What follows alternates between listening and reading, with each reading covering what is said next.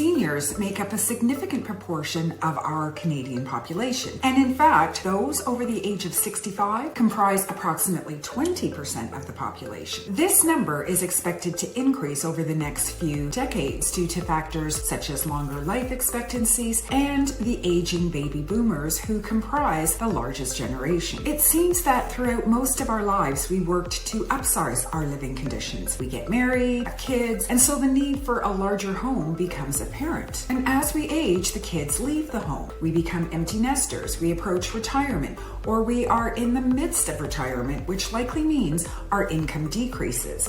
And with age, we face changes in our health, making it physically more challenging to do the things we once took for granted, like maintaining our properties both inside and out. As these life changes occur, we are faced with the decision of whether downsizing is the right next move. It's likely that right now, you or someone you know is facing the downsizing dilemma. Recently, I was in conversation with some good friends who also happen to be experienced realtors here in the Toronto GTA. And we were talking about how we had experienced a dramatic increase in the number of people we knew who had reached out for assistance with the downsizing dilemma. As we chatted, we came up with so many options that are available, and so today I've invited them back to the podcast, Realty Bites Conversations on Real Estate and Lifestyle, to continue and share our conversation about downsizing with you. I hope that you or someone you know will find some clarity and choice from these ideas and insights. Welcome to the podcast.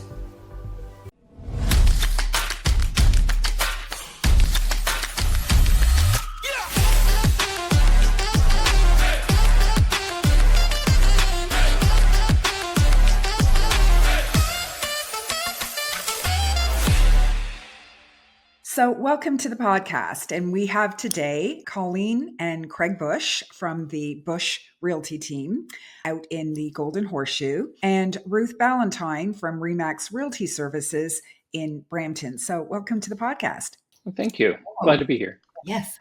So before we start, maybe you can sort of tell our viewers a little something about you so that they know who you are, where you serve, and how long you've been in the business. Okay. All right. So I've been in the business for 42 years, and I have graduated from, the beginning stages of real estate where we didn't have computers to here we are, lots of technology. And at this stage of life that I am very connected with people that are particularly in the downsizing. It's definitely a booming market, and it's a time where a lot of people in my age group that are thinking about that. So we service, Craig, my husband and I service the whole Golden Horseshoe area, right from Burlington to, Grimsby area and all in between. A large area. Okay, great. And Craig, did you want to add anything to that? Again, for myself, it's been 30 years in the real estate industry. So between ourselves, so there's probably not much we haven't seen. We love this area. A lot of people do move, from the GTA specifically into our area due to the, a lot less traffic and, less expensive, properties and such. So, just even that natural migration, brings people our way. Okay, great. And Ruth. Good morning. Ruth Ballantyne. I'm Remax Realty Services, and I've been 37 years in the business. And I think, Colleen, we see so many people that are at this stage of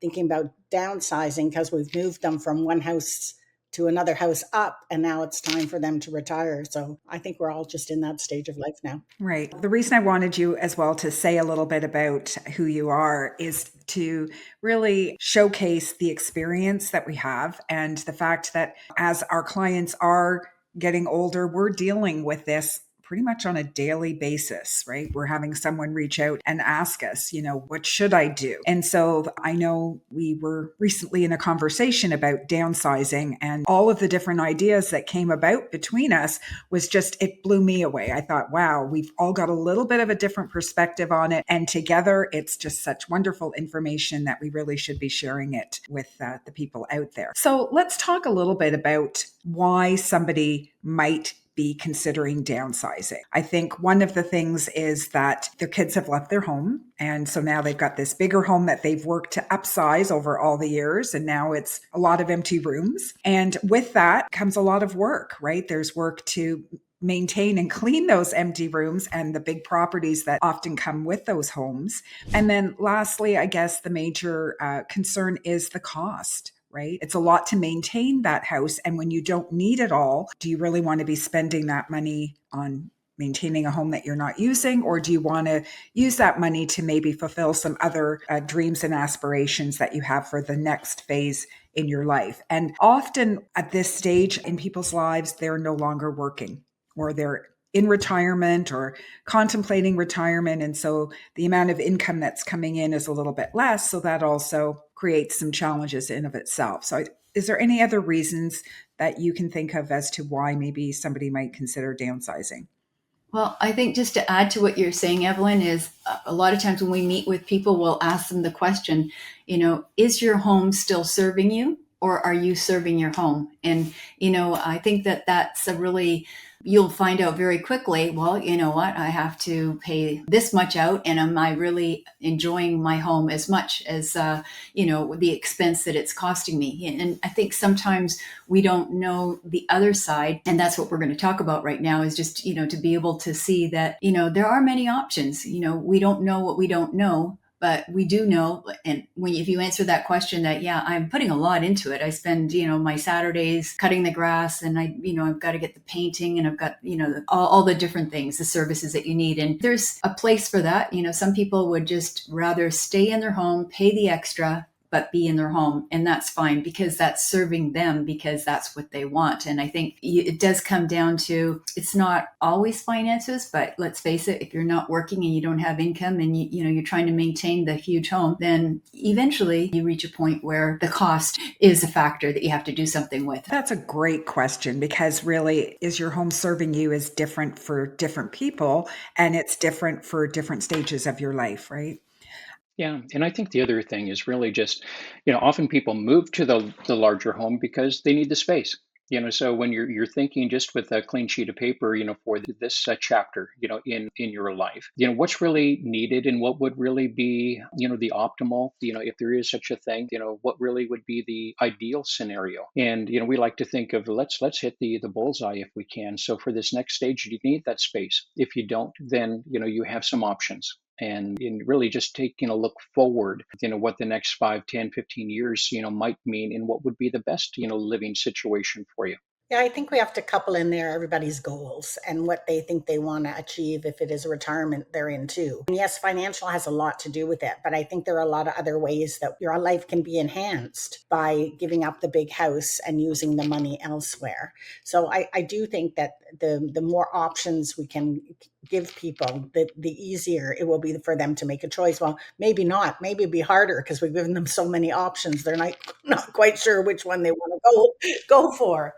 Right. But I think, as Colleen said, you don't know what you don't know. And so if you're thinking about that downsizing move, or perhaps you're helping a family member or a friend go through that situation, giving them some insight might give them clarity. And I think once we can see clearly, making those choices becomes a whole lot easier. And one of the other things we really didn't touch about is health, right? So sometimes the downsizing move is also for health reasons, right? Lots of reasons as to why we may want to downsize. And there's, as we mentioned, a lot of options available to us. So let's sort of shift gears a little bit and sort of talk about what some of those options are as to where people can go. Well, I think that if we go over just the normal way to do it, if you want to stay, you just do nothing and put up with it. But if you want to move, then you have lots of different options on how you can do that. You can move to something smaller.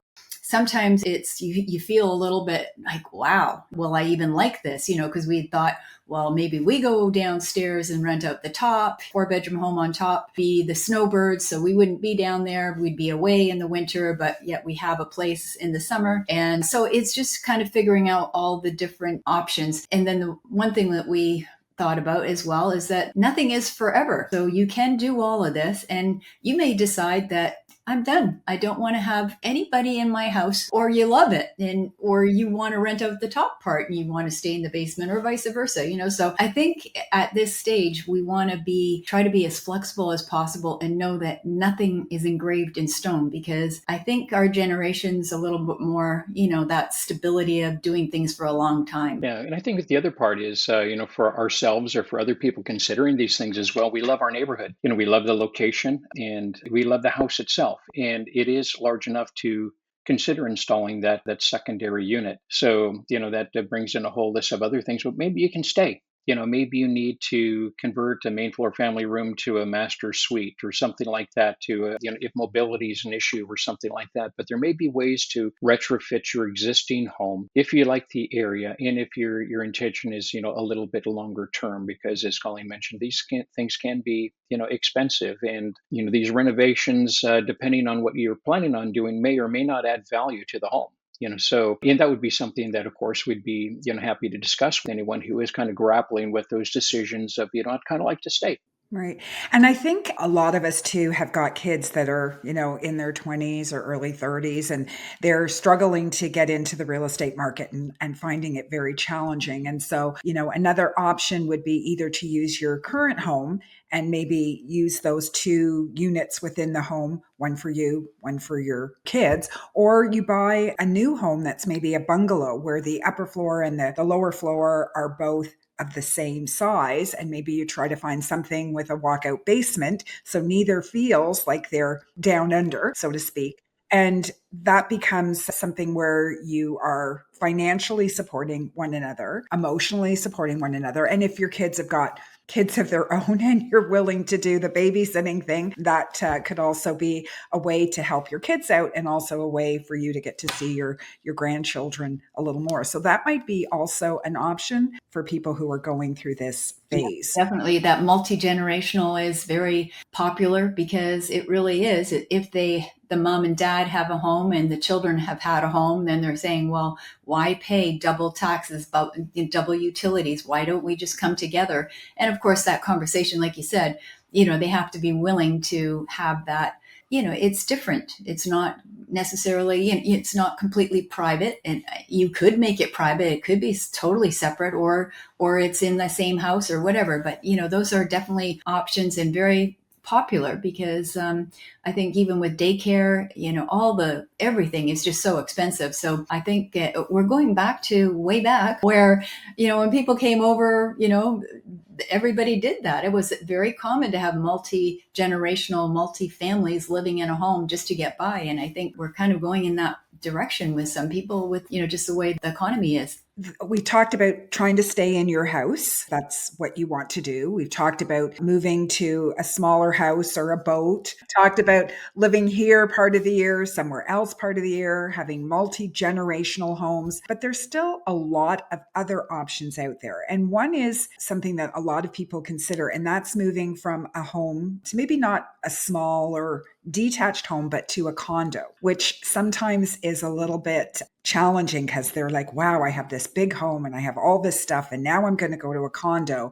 What is that like? That's totally different. Like, I don't have to worry about cutting the grass or that, but now I'm living in this building. So maybe we can talk about that as an option, what some of the pros and cons are to condo living. Condo living is great in that you do have that extra freedom. And with some condos, you do have pickleball courts and the pools and all the truly like a community, which is, if you want community, that is great. It's people in your age group, and yet they do have rules. The other aspect too is that some condos have a lot of renters in there. And so renters tend to not, I don't want to generalize, but they don't take care of it quite the same as if they owned. So different things. I was talking to a friend the other day who's in a condo, family room, the gathering room, they had the pool table, but just things happen. It wasn't taken care of. All the things that need to get repaired, it goes on the condo maintenance fee. There's pros and cons because you're living closer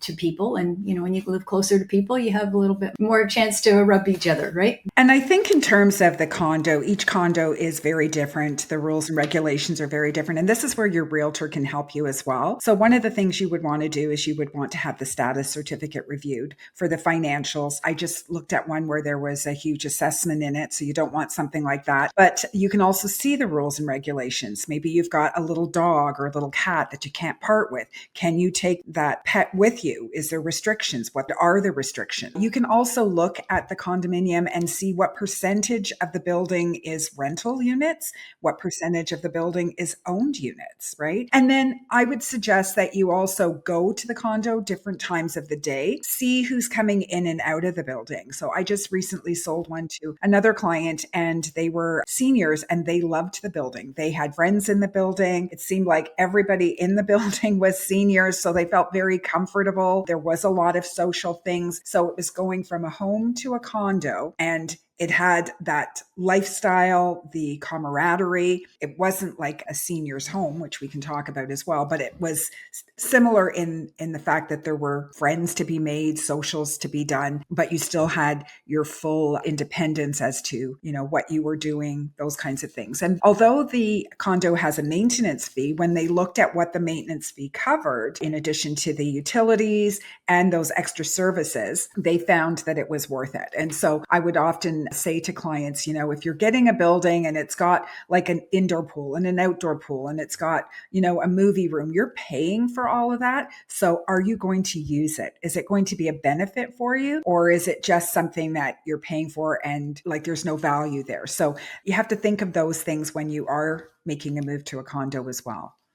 Yeah, and I think, Evelyn, you did mention it as well, but just to kind of emphasize it a little bit more, there are condo areas that are really geared to the adult lifestyle, and even the more of the senior adults, if you will. So again, they do have sometimes different restrictions on the number of people that can visit, this, that, but often they do have those extra amenities. They might have a bus that goes to the mall once or twice a week. They might have one that goes to the grocery store. They might be planning trips to Hershey, Pennsylvania, whatever. There's a lot of things that they can do because they the people there have the time, and whether it's just a club that exists within the club room or the within the amenities the properties, bridge groups. They have gardening groups, community gardens in some of these areas that are really geared to that adult lifestyle. So there's just your typical condo, and then there are some of these retirement or adult geared communities that you can take a look at that might bring that extra sense of community.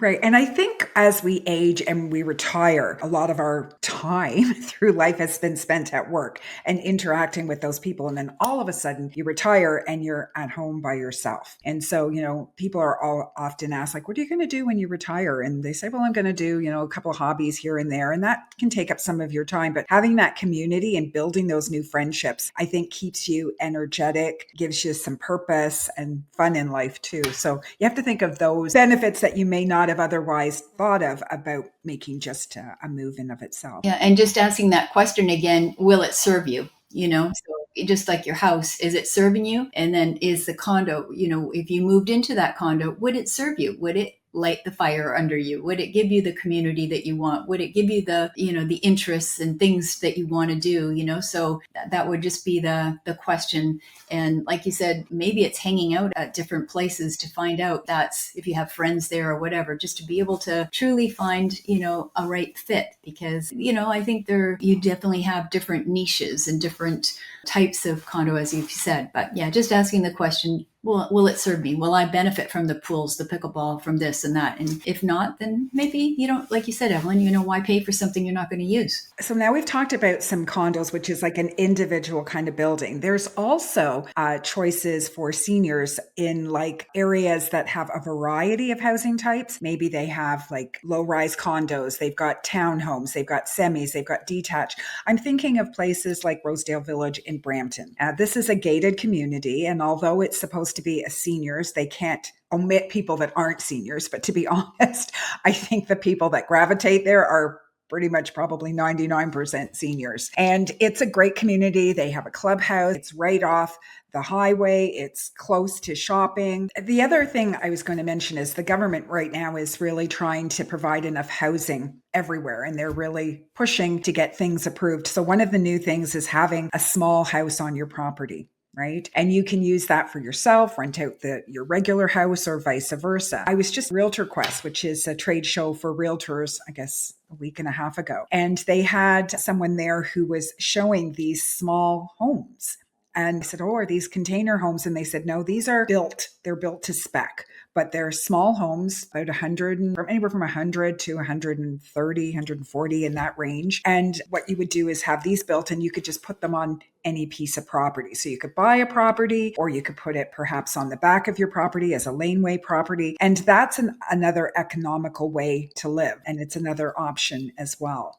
Absolutely. And again, I think, if you have the property size, and again, if you like the area where you're living, if that's something where you want to stay, then, consider the options. Maybe you don't need the space anymore and you could move into a brand new unit that you put into the back, have it designed the way that you want to, and then, rent out your front property. And, in one sense, that is a little bit of a job, to be a landlord. But if, it's a family or you get the right person, it can just be a wonderful thing to allow you to remain, in your property. And to help facilitate some of that as well, there's a couple of things that you could consider as well. If your home is paid off and you need to purchase this or have the building done, whether it's an additional unit or one of these tiny homes, you could get a home equity line of credit on your existing property to facilitate it. Or the other thing is quite new, and they have a lot of different types of products out there worth looking into. Might be the reverse mortgage, where you take that money out of the equity of your home, and then you never have to make payments on it. It just accrues. So again, as your property values increase, it somewhat offsets the cost of that interest that's accruing on the property. So again, if your intention is to potentially stay or to help facilitate even travel or some other lifestyle issues, then these are some of the other ways that you can tap into the equity into your home to facilitate the type of lifestyle that you're looking to live. And another thing with that, we talk about travel, but sometimes there's like a couple and one of them are experiencing health concerns where they have to go into, someplace where they're looked after 24 hours. They've got healthcare there. And so it's really expensive. And you sort of kind of go, well, how on earth am I going to be able to pay for that? So, one of the ways is to downsize into something smaller, use that equity to pay for the supported living. Or like you said, you could do a reverse mortgage or use a line of equity. And so having said that, I think one of the things that our generation especially was buy a house, pay it off, right? No debt, no loan, no nothing. And so we enter into retirement and we go, yay, our house is finally paid off, right? But now we're retired, our income drops and the access to money is no longer there as much as it was before. So one of the things that I say to my clients is if you're going into retirement, and you don't have a mortgage or you have a very little mortgage, before you actually go into retirement, get a line of credit put on your house to the maximum. So you aren't paying for money that you don't use, but it's there in case something comes up and you need to access funds. And what happens is because you're now qualifying while you still have your job, you're allowed to qualify for more. As to if you do it afterwards, the amount that you have access to is very, very small. And we know that, as the years go by, that amount of money becomes less relevant and less relevant, right? Things get more expensive and it's less money. So do it to the maximum that you can. And the other advantage to that as well is it makes it a little bit more difficult for someone to take your property from under you, right? So often they'll target seniors where there's no mortgage. It's a little bit easier to fraudulently sell the property or something like that. If there's a line of credit, then they've got to go through the bank. The bank has got a lien on the property, right? So that's something to consider as well.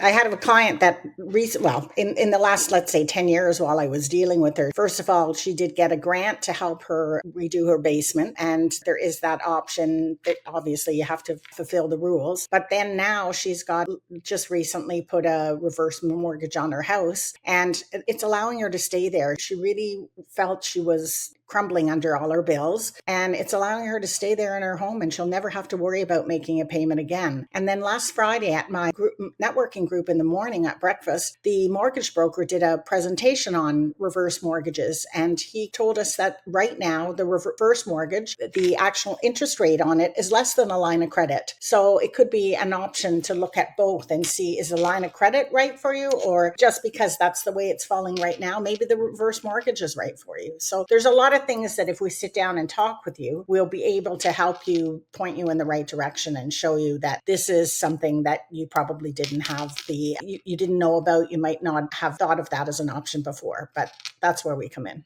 Right. And I think that's the big thing, is just knowing your options, because sometimes you'll go in and you'll have a conversation with these people, and you can just see it in their body language and in their tone of voice. They just feel like this heavy burden is on them, and they feel like there's no way out. And there are so many options. I recently had a conversation with a couple, and I went, you know what? You're not stuck. You're not in this big hole that you think you are. Here's an option. Here's an option. Here's an option. Just figure out what resonates with you, what you feel comfortable with, and know that there are alternatives, right? Like you said at the very beginning, Colleen, nothing is forever, right? Well, I mean, truly, one of the simplest is to, sell your existing home, invest the proceeds of that in rent, especially for the person who might consider that, what, I don't really enjoy, or, find value in all the work that it takes to maintain a home, from the lawn care to the snow removal and then the maintenance things of, gosh, if your roof needs replaced, you might be cutting a check for, $25,000. And, just to kind of have a fixed amount that you're going to pay every single month, and then it becomes the landlord's problem to maintain the property for you. So it does free up the equity. I mean, and that's huge. And then you even invest it, and some people can cover a great portion of their their rent through investing the equity in their existing property and pulling out those finances or free up for other living arrangements. And of course, since it's not your property, there might be, if it's a smaller home that you're renting or something, and it's owned by another family or something, you might be asked to move at some point in the future. There will be rent increases over time, but again, you're not going to have those major expenses. Like I said, when the furnace goes, what are you going to do? You're going to replace it. When the roof leaks, you're going to have to replace it and get ahead of some of those maintenance things. So selling a home and renting can just be a burden lifted for a lot of people, and it should be something that we can consider as well. We've talked about that, and we mentioned at the beginning that one of the reasons that people move is financial. And so renting is an option, but maybe they still want to have a house and they want to have a similar house. And I know that's a conversation we sometimes talk about. If we're going to move, we want to move to something, equal to what our house is, but maybe a bungalow instead of a 2-story. We want it to be in a nice area, but it's hard to do that if you're staying in the same location sometimes. So another option would be going from one area to another area that's maybe less expensive, that would give you more choice for less money so that you could make that move.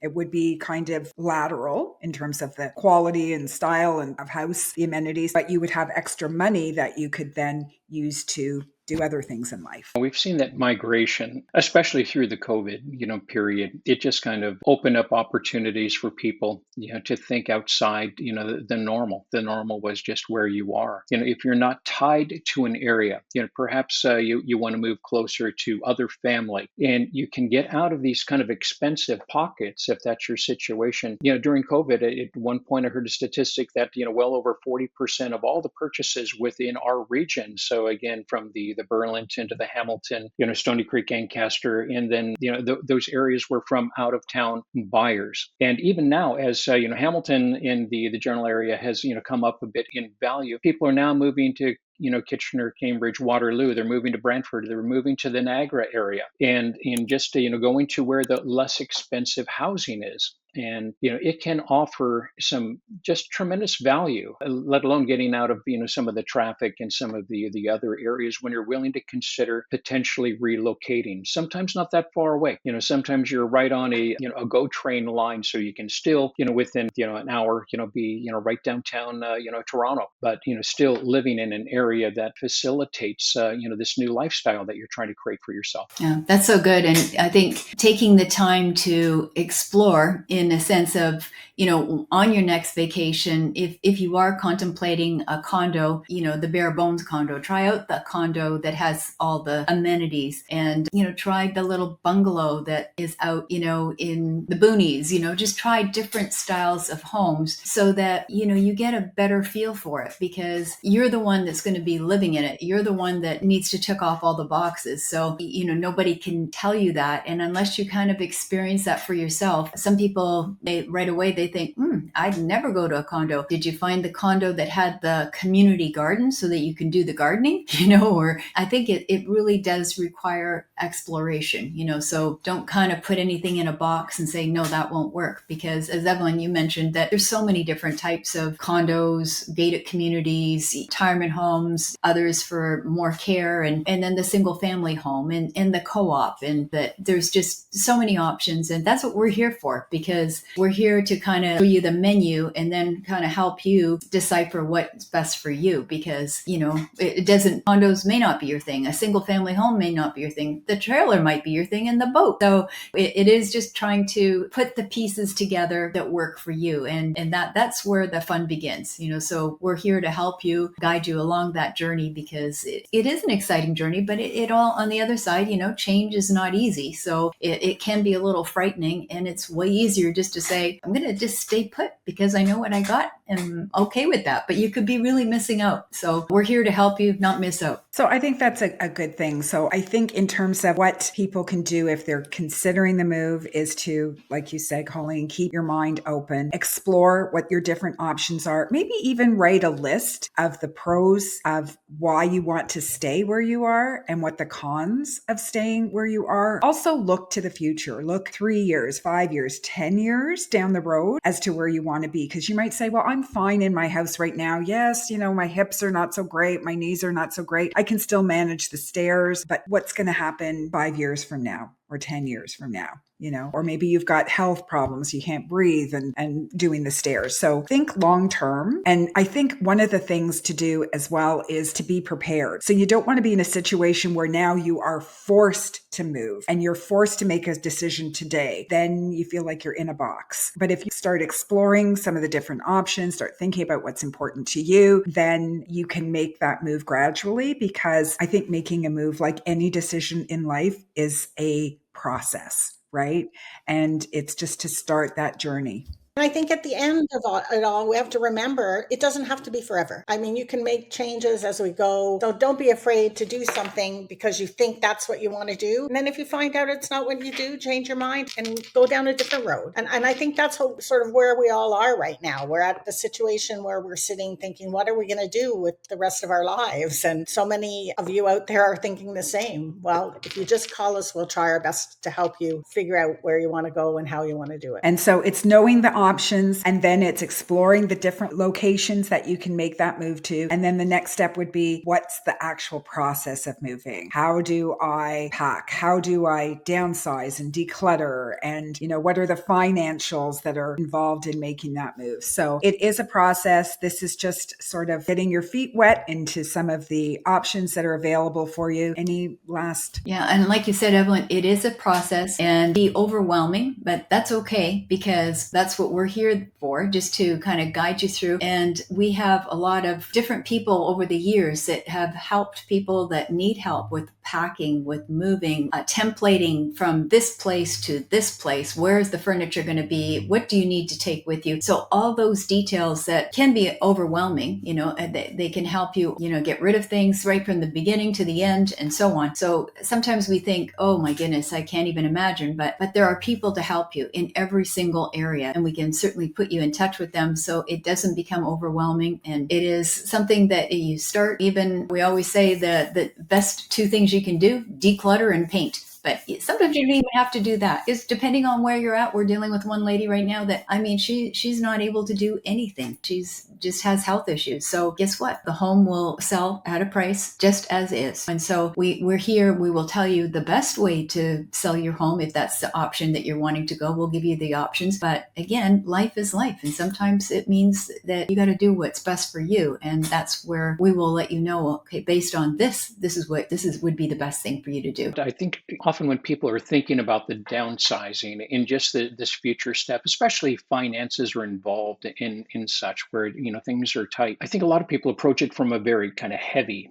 sense. And when you take a look at all the options, it might be that modular home or a trailer. It might be additional, unit or something that all of a sudden you kind of see the clouds part, and you realize that, hey, you know what, I can financially do this. This sounds pretty exciting. Maybe I move to a retirement community. Maybe I spend part-time here and find a place, in Florida or some, Sunbelt place, avoid these, winters, which we talked about are still no fun for just about everybody. So, again, once you open up the options, we just love it when we kind of see people light up in being able to see that, this future, this next chapter can be something really that, that not only meets their financial needs, but really just kind of starts bringing some, joy, into their hearts and, whether it's, family or things that we can tie it to. So, it all starts with a conversation, and then it starts making the decisions and, realizing that, hey, we might weave along the way as we go, but nothing has to be, forever. And, we can find it, and we can empower you to do that and give you the options that are best going to meet your needs. Okay, so this conversation has been really enlightening. I've learned a few new things, which is always great. We've talked about from staying in your home to moving to the next phase in a different place. If you want to explore some of the different neighborhoods, if you're interested in the Golden Horseshoe and surrounding area, feel free to give Colleen and Craig a call. I'll put their contact information below. If you're looking in the Brampton and area, again, Ruth is a wealth of experience there. I'll put her contact information below. And if you're looking to move to the Northwest GTA, Caledon, Erin, Orangeville, that area, I'm here to help you as well. And we also have a downsizing guide. If you'd like a copy of that, you can access that. I'll put the link in the show notes below. So I thank you so much, Craig, Colleen, Ruth, for joining me today and for sharing your insight and your wisdom. Thank you. It's been a pleasure. It's lovely to be here.